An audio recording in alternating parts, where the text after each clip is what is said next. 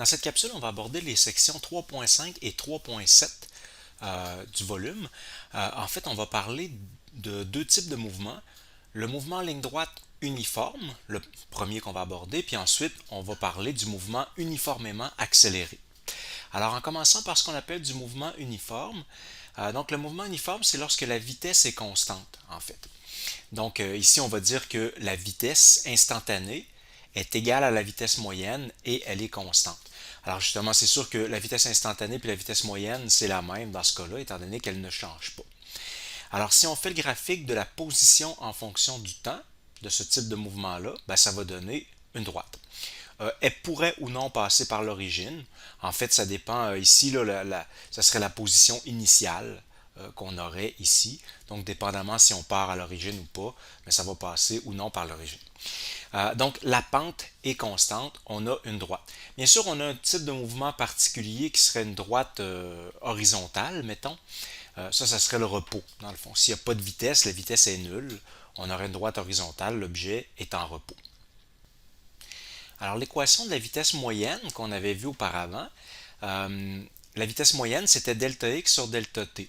Mais ici, on peut le remplacer par la vitesse instantanée, puisqu'en fait, elle est constante, ils sont égales. Donc, on aurait cette équation-là. Maintenant, si on isole, par exemple, xf dans cette formule-là, on va obtenir position finale égale position initiale plus vitesse fois le temps. En fait, ça, c'est l'équation d'une droite. Vous voyez, x, c'est ce qu'on met sur l'axe vertical. Le temps, c'est ce qui est sur l'axe horizontal. Alors ici, on a xi qui est l'ordonnée à l'origine, plus vx fois t. Donc vx, c'est en fait la pente. Donc c'est l'équation d'une droite, en fait, qu'on obtient. Cette équation-là, je vais juste la transformer un petit peu. On va l'écrire comme ceci. C'est-à-dire que dans le restant du chapitre, puis dans le restant du cours même, ce qu'on va faire, c'est qu'on va pour simplifier un petit peu la notation, au lieu de noter xf, la position finale, on va juste la noter x tout simplement. Donc x, c'est la position finale. Le xi, on va l'appeler x0 parce que on va toujours prendre le temps initial ti comme étant 0. Donc on va partir tout le temps à 0 dans le fond. Alors à ce moment-là, xi, on peut l'appeler x0 pour cette raison-là. De même que delta t, alors delta t, on peut l'appeler tout simplement t, puisque t initial, ça va toujours être 0. Donc à ce moment-là, delta t, on peut le remplacer par t. Alors vous voyez, ça simplifie un petit peu la notation. Alors l'équation d'en haut devient ceci. Alors cette équation-là, on pourrait dire c'est l'équation fondamentale du mouvement uniforme, donc du mouvement à vitesse constante, et c'est en fait l'équation d'une droite dans un graphique. Donc gardons-la en mémoire, on va l'utiliser plus tard dans des exemples. Le deuxième type de mouvement qu'on va étudier dans cette capsule, ça va être le mouvement à accélération constante cette fois-ci. On appelle ça communément du MRUA pour mouvement rectiligne uniformément accéléré. Donc ça veut dire qu'en fait, l'accélération est constante. Alors vous voyez, ça ressemble un petit peu à tantôt, mais sauf que cette fois-ci, ce n'est pas la vitesse, mais l'accélération qui est constante. Alors on pourra dire que l'accélération instantanée est égale à l'accélération moyenne, puisqu'elle est constante. Et si on fait cette fois-ci le graphique de la vitesse en fonction du temps, ça va donner une droite. Vous voyez, le graphique il ressemble à tantôt, mais il ne faut pas se mélanger parce que cette fois-ci, c'est la vitesse en fonction du temps. Donc, la pente est constante, puisque la pente, ça donnait l'accélération. Alors, un peu comme tout à l'heure, on peut dire l'accélération instantanée qui est égale à l'accélération moyenne, ben c'est delta v sur delta t, donc vitesse finale moins vitesse initiale sur le temps. Alors, un peu comme tout à l'heure, on va changer les notations. Alors, VF, je vais l'appeler V tout simplement. Ici, j'ai remis l'indice X pour se rappeler qu'on est sur l'axe des X tout simplement. Donc, VI, je l'appelle V0, X encore une fois. Puis ensuite, delta T, ben, c'est remplacé par T. Je mets toujours l'indice X à l'accélération. Ici, ça peut paraître un peu superflu de mettre l'indice X tout le temps, puisque bien sûr, on est sur l'axe des X, mais bientôt, on va être sur l'axe des Y, parce qu'on va faire du mouvement vertical. Puis, au chapitre 4, on va avoir les deux axes en même temps. Donc, aussi bien prendre l'habitude tout de suite de mettre nos indices X et Y quand ça sera Y. Encore une fois, cette équation-là, c'est l'équation d'une droite, en fait. Donc, vitesse égale vitesse initiale, qui est l'ordonnée à l'origine, plus la pente fois la variable qui est horizontale. Donc en fait, c'est l'équation de notre droite. Cette équation-là, on va l'appeler l'équation numéro 1. Donc ça va être la première équation du mouvement uniformément accéléré. Il y en aura d'autres, contrairement à l'autre type de mouvement qu'on a vu tantôt, il y avait une seule équation. Cette fois-ci, on va en avoir plusieurs. Donc gardons celle-là en mémoire, on va l'utiliser tout à l'heure. Maintenant, pour trouver la prochaine équation, on va réutiliser encore le graphique de la vitesse en fonction du temps. Et on avait dit dans la capsule précédente que l'aire sous la courbe du graphique de vitesse en fonction du temps, ça donnait le déplacement. Donc, l'aire sous la courbe, je viens de tracer ici une droite pointillée, ça sera l'aire qui serait contenue dans tout ça ici. On pourrait le calculer de différentes manières. On pourrait découper en deux, donc prendre un rectangle en bas plus un triangle en haut. C'est ce qu'on avait fait dans un exemple précédent. On pourrait aussi faire le petit truc suivant. Je vais diviser en deux la pente qui est ici, c'est-à-dire la droite horizontale que je viens de mettre là. Je fais en sorte qu'elle passe exactement au centre de la droite. De telle manière que, étant donné que j'ai une droite, ben, ça veut dire que si j'ai le même temps ici et là, donc si je suis en plein dans le centre, mais ça veut dire que comme la pente est constante, le côté vertical qui est ici va être égal au côté vertical qui est là. Autrement dit, ce triangle-là et celui-là sont exactement identiques. Et donc, autrement dit, je peux calculer l'aire sous la courbe en prenant juste l'aire de ce rectangle-là, justement, qui est défini par les pointillés, parce que il va me manquer un bout de triangle ici, mais il va être compensé par celui que j'additionne ici. Et donc, ça simplifie le calcul, en quelque sorte, de prendre l'aire sous la courbe comme ça. Et donc, je peux écrire que l'aire sous la courbe, le déplacement delta x, c'est égal à, ici, je prends VI plus VF sur 2. Ça, c'est la hauteur qui est ici. VI, c'est la vitesse qu'on avait ici. VF, c'est la vitesse qu'on a à la fin. Donc, en faisant la moyenne des deux, VI plus VF sur 2, ça nous donne la vitesse au centre ici. Et je multiplie ensuite par delta t. Delta t, ça va être la base. Donc, hauteur fois base, ça me donne l'aire sous la courbe, donc le delta x. Alors, ça sera donc notre deuxième équation. On va l'écrire par contre sur cette forme-ci. Donc, delta x, c'est xf moins xi. Alors, xf, je le note x tout simplement. Xi, je l'envoie de l'autre côté, ça va devenir, et je l'appelle x0. Et ensuite, j'ai le facteur qui est ici. Une demi, je l'ai sorti devant la parenthèse. Là. Donc, une demi V0 plus V. Puis ensuite, delta t, je le note t tout simplement. Et ça me donne cette équation-ci. Ça va être notre équation numéro 2. Alors qu'on va utiliser, tout à l'heure, je vais faire des exemples où on va utiliser ces différentes formules-là. Donc, c'est l'équation numéro 2. Pour obtenir la prochaine équation, donc l'équation numéro 3, on va refaire la même chose. On va prendre encore le graphique de vitesse en fonction du temps et on va encore calculer l'aire sous la courbe, mais cette fois-ci, on va juste le faire différemment. On va prendre justement le rectangle plus le triangle. Donc, on va dire le déplacement, c'est l'aire du rectangle en bas plus le triangle en haut. Le rectangle, on peut dire que c'est la vitesse initiale, donc la hauteur fois le temps. Ça, c'est le rectangle. Puis le triangle, c'est une demi-fois. La hauteur, donc la hauteur, c'est ça ici. C'est delta V en fait, parce que vous voyez, c'est la vitesse finale moins la vitesse initiale, donc c'est delta V, et fois la base qui est toujours le temps. Donc, ça serait notre déplacement, V0t plus une demi delta V fois t. Je ne vais pas tout à fait la laisser comme ça. Je vais remplacer le delta V par l'équation, vous voyez, l'accélération, c'est le delta V divisé par delta t, donc la variation de vitesse par unité de temps. Alors le delta V qui est ici, je vais le remplacer par AX fois delta t, donc AX fois t. Ce qui donne ceci. Alors delta x égale V0xt plus une demi A t au carré. Alors le t est au carré parce que il vient deux fois. Là, quand je remplace le delta V, ça fait A delta t. Alors j'ai mon t au carré comme ça. L'équation numéro 4, donc la dernière équation, on va l'obtenir tout simplement en faisant de l'algèbre. Donc j'ai répété ici l'équation 1 et l'équation 2. Ce qu'il s'agit de faire tout simplement, c'est d'isoler le temps dans la première équation, puis de venir le remplacer ici dans la deuxième. Ensuite, on fait un peu d'algèbre et on obtient l'équation suivante, alors qui va être notre quatrième équation du mouvement uniformément accéléré. Alors vitesse finale au carré égale vitesse initiale au carré plus 2 fois l'accélération. Alors en résumé, les quatre équations sont ici, je ne les ai pas renumérotées, mais donc l'équation numéro 1, numéro 2, numéro 3 et ça c'est la numéro 4 qu'on vient d'obtenir. En fait, l'ordre et le numéro n'ont pas vraiment d'importance. Ce qui est important de retenir, c'est qu'on a ces quatre équations-là, que vous allez avoir d'ailleurs sur la feuille de formule, que l'on peut utiliser. À quoi ça sert d'avoir quatre équations? C'est sûr qu'il y en a qui sont redondantes. Vous avez remarqué qu'on a obtenu la quatrième en remplaçant la première dans la deuxième. Donc en fait, on pourrait dire elle ne sert à rien la quatrième. Mais en fait, c'est simplement que dépendamment des données qu'on a dans les différents problèmes, ça va être plus avantageux d'utiliser une équation plutôt qu'une autre. Si on regarde chaque équation d'ailleurs, on va compter le nombre de variables que chaque équation contient. Alors, si vous regardez la première, il y a 1, 2, 3, 4 variables.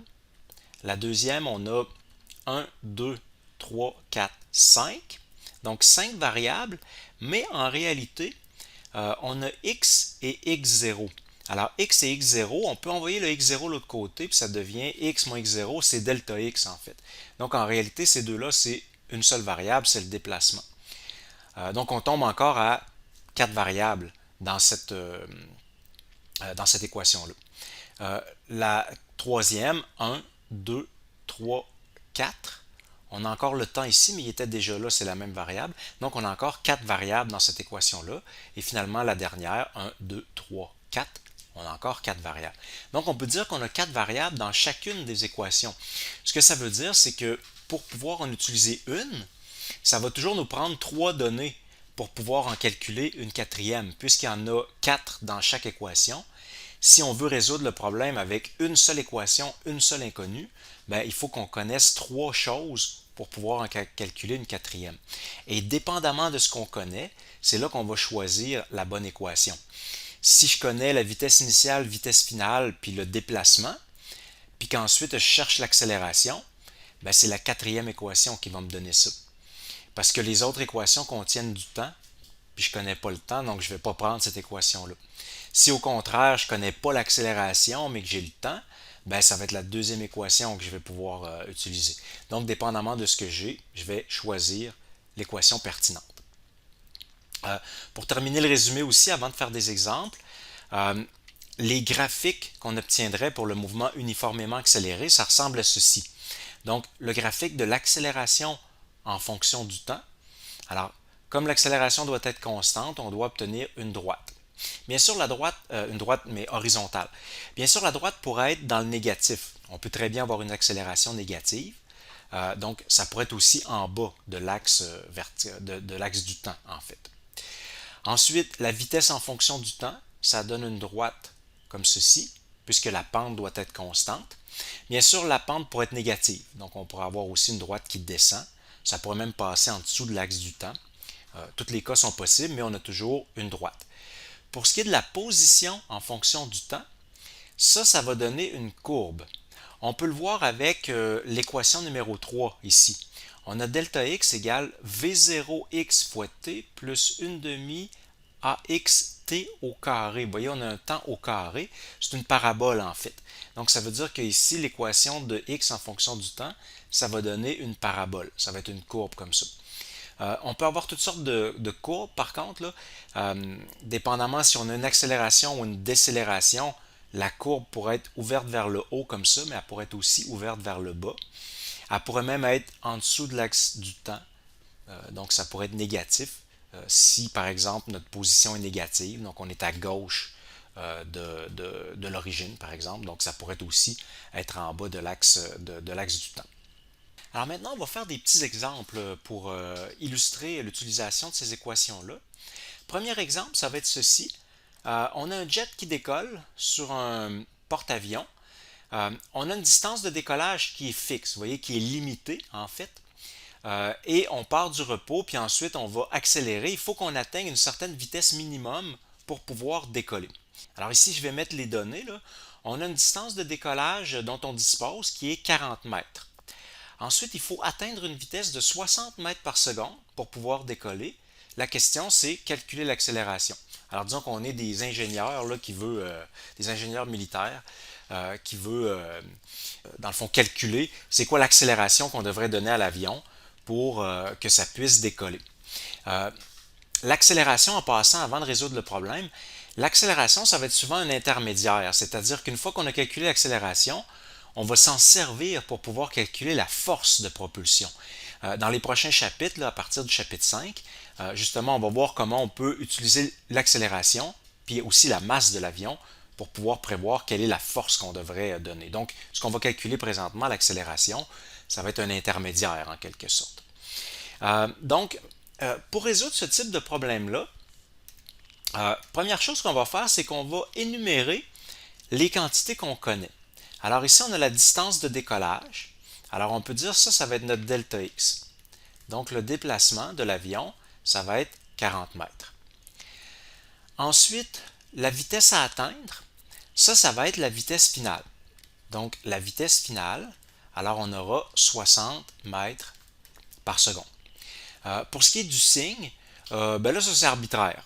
C'est sûr que sur l'image que je viens de montrer, l'avion s'en allait plutôt vers la gauche, mais bon, on peut bien mettre notre axe comme on veut en fait. Alors on peut très bien décider que c'est vers la droite. Donc le déplacement sera positif, puis la vitesse aussi. Donc c'est tous les deux dans le même sens. On nous demande de calculer l'accélération. Donc ça, je vais l'écrire ici en me disant que c'est mon inconnu, c'est ce que je cherche. Et vous voyez ici, j'ai pas suffisamment de valeurs connues. Parce que je disais tout à l'heure, il y a 4 variables toujours dans chaque équation, donc ça nous en prend 3 pour pouvoir en calculer une quatrième. Alors il nous en manquerait une ici, et celle-là, ben, elle n'est pas dite explicitement, mais il faut la deviner.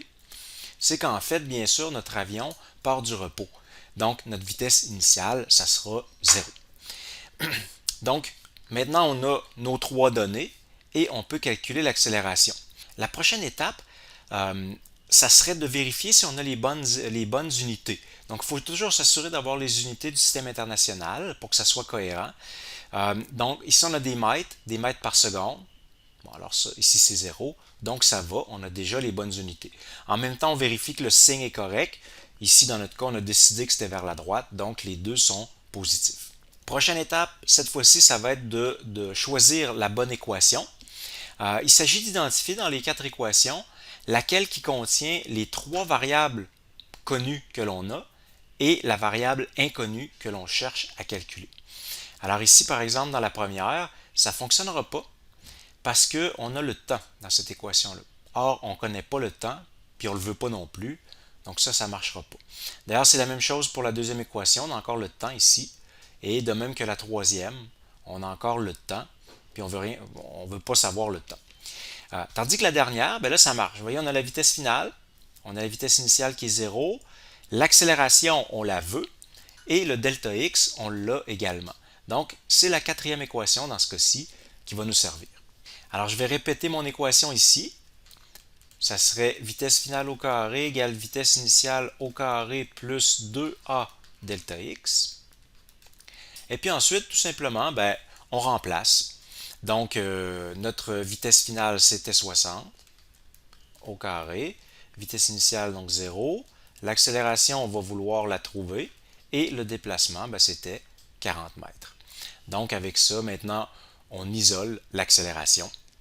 Alors, ça nous donnerait pour l'accélération 45.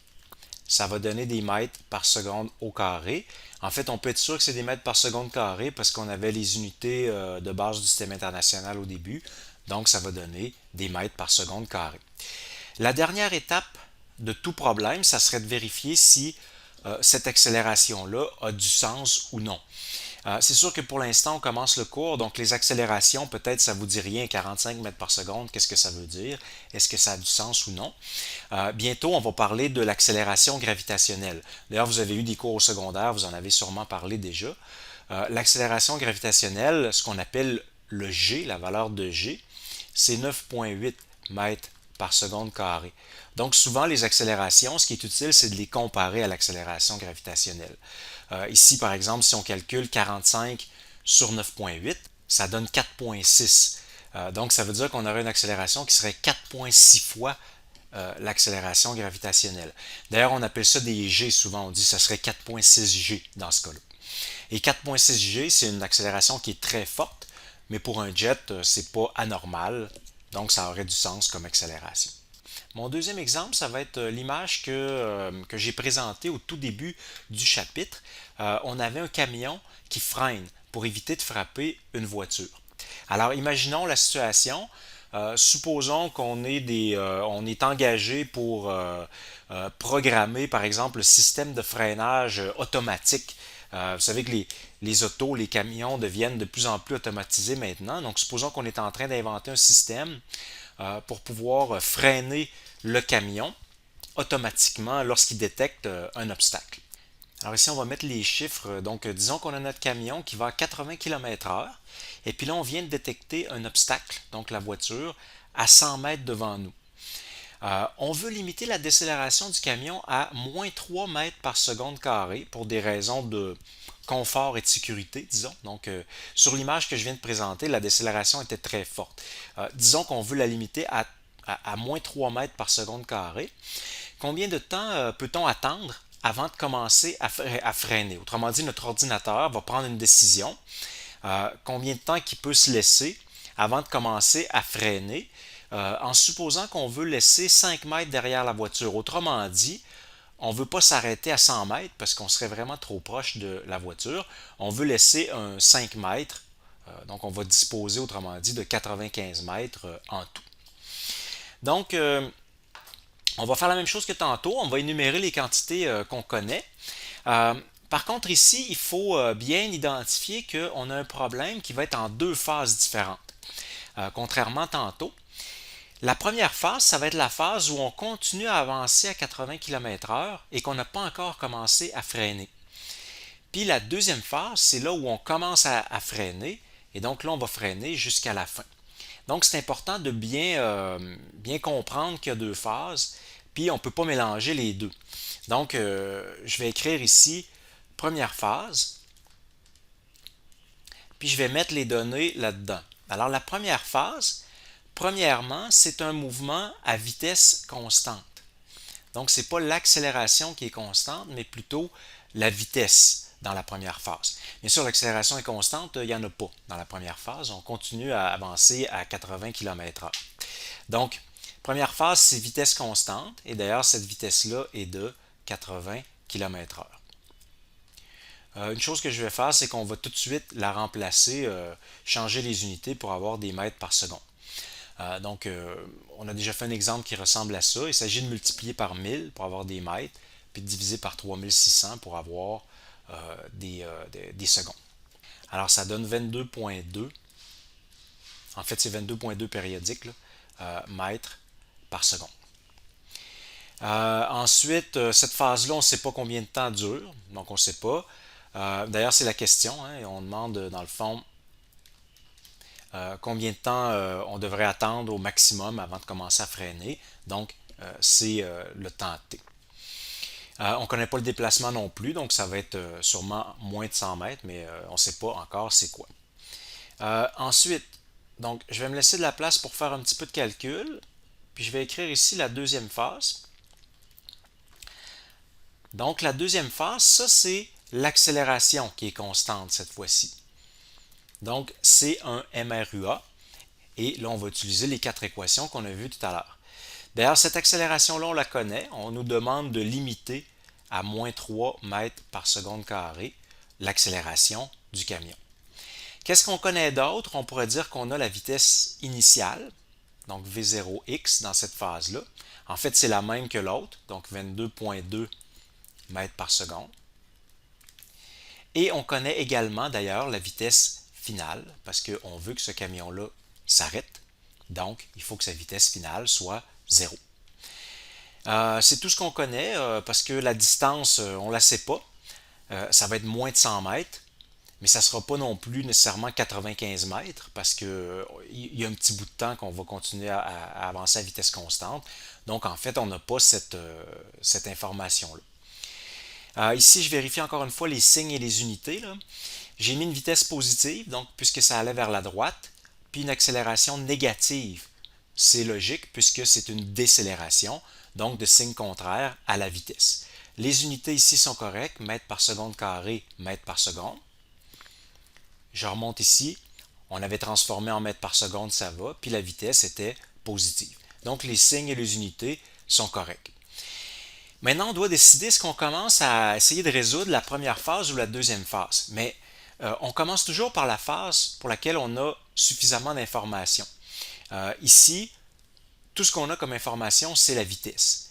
Donc, en fait, une seule information, c'est pas beaucoup. Tandis qu'ici, là, on est correct parce qu'on a nos trois données connues. Donc, avec trois données connues en mouvement uniformément accéléré, on est en business, on a tout ce qu'il faut. Donc, qu'est-ce qu'on veut calculer en réalité? Ben, qu'est-ce qui serait utile? Ça serait de calculer la distance de freinage. Si on sait combien ça nous prend pour arrêter, après, on va dire ce qui nous reste, ça, on va pouvoir le mettre dans la première phase. Donc, c'est ça qu'on va vouloir calculer ici. On va vouloir calculer, en fait, le delta X, donc la distance de freinage. Donc, on regarde qu'est-ce qu'on a. On s'en va choisir notre équation. Alors, on est revenu ici avec les quatre équations. Et encore une fois, il s'agit de regarder, souvent, qu'est-ce qui est utile, c'est justement de regarder qu'est-ce qu'on n'a pas. Donc, dans ce cas-ci, c'est la même chose que tantôt, c'est le temps qu'on n'a pas. Puis on ne le veut pas non plus d'ailleurs. Donc, encore une fois, ça donne encore ici que c'est la dernière équation, c'est la même que tantôt. On a la vitesse finale qui est 0, on a notre vitesse initiale, on a l'accélération, donc on cherche le delta x. Alors je reviens réécrire ici ma quatrième équation. Voilà, et je vais remplacer et isoler. Alors la vitesse finale c'était 0, vitesse initiale on avait 22,2 donc au carré. Ensuite plus 2 fois l'accélération moins 3 et le delta x. Ensuite, bon, j'isole mon delta x. Donc, ce qui serait peut-être le plus utile, ce serait de prendre ce terme-là puis de l'envoyer à gauche, puisqu'il est négatif en fait. Donc, ça va devenir positif. Et ensuite, j'isole delta x en faisant 22,2 au carré divisé par 6 en fait. Alors, ça donne 82,3 lorsqu'on fait le calcul. 82,3 mètres. Ça arrive à quelque chose de positif, donc ça a du sens. 82 mètres, ça a du sens aussi pour arrêter. D'ailleurs, ça nous dit qu'il nous reste encore de la distance. Donc, on peut d'ailleurs remonter avec ça à la première étape. Donc, je retourne dans la première phase. Puis là, je vais dire, ben, qu'est-ce que j'ai dans la première phase? Quel est mon delta X? Ben, j'avais 100 mètres au début, mais je voulais me garder 5 mètres de jeu. Donc, je vais enlever ça. Et ça me prend 82,3 mètres pour arrêter. Donc, ce qui va rester, c'est le temps dont je dispose. Alors, ça fait 12,7 mètres. Donc, c'est ce qui me reste avant de commencer à freiner. Et ça se fait à vitesse constante. Alors, à vitesse constante, il y a une seule équation. En fait, comme on l'a vu tout à l'heure, c'est delta x égale vitesse fois le temps. En fait, tout à l'heure, je l'avais plutôt écrit sous la forme x finale égale x initial plus v fois t. Mais là, j'ai envoyé le x initial de l'autre côté pour faire un delta x. Donc, delta x égale vx fois t. Alors, je vais continuer ici à côté. Si je mets les chiffres là-dedans, je vais avoir 12,7 pour le delta x, 22,2 pour la vitesse, et je peux donc isoler mon temps comme ça. Alors, ça me donne 0,57 secondes. Donc, j'aurai un peu plus d'une demi-seconde avant de commencer à freiner. Alors, on termine toujours en vérifiant est-ce que la réponse a du sens, est-ce que c'est bon. Ici, notre réponse, bon, est positive pour notre temps. Un peu plus d'une demi-seconde, ben, considérant la distance de freinage qui nous restait, puis la vitesse qu'on allait, grosso modo, ça a du sens.